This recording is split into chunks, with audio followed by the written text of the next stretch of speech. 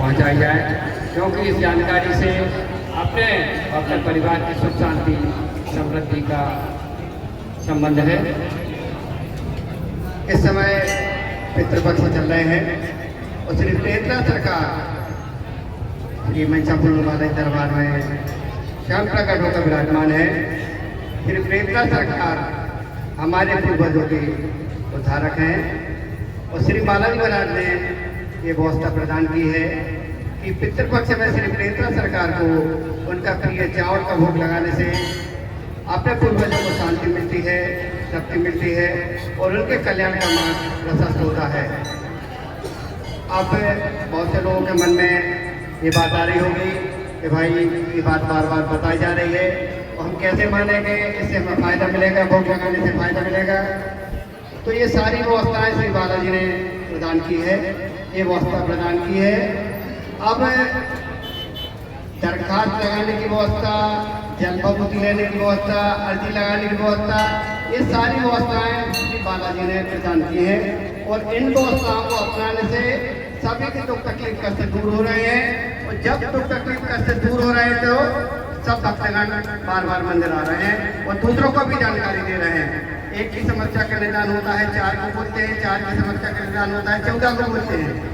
तो इसका मतलब है जो बालाजी ने व्यवस्थाएं प्रदान की हैं उसका लाभ लोगों को बराबर मिल रहा है और जल्दी जल्दी मिल रहा है।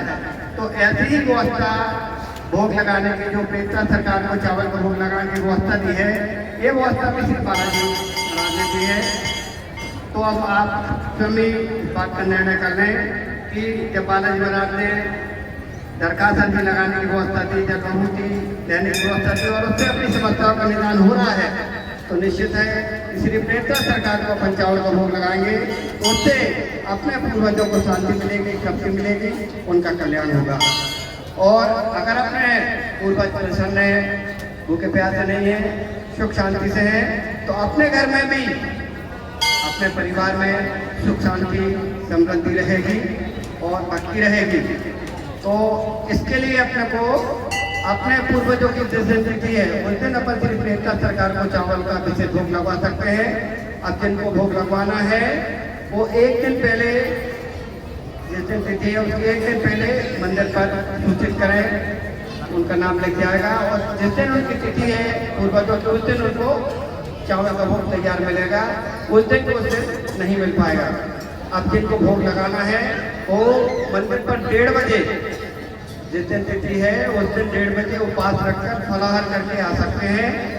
तो जिन लोगों ने भोजन कर लिया है उनको नहीं अपने को ये भोग लगाना चाहिए, वो उपवास रखकर फलाहार करके आना है, भोग आपको तैयार मिलेगा। आप भोग अगर प्रेतला सरकार की आज्ञा में शामिल हो तो अपने पूर्वजों की शांति तब से उनके कल्याण के लिए प्रेतला सरकार से प्रार्थना अवश्य करें और भोग लगवाएं।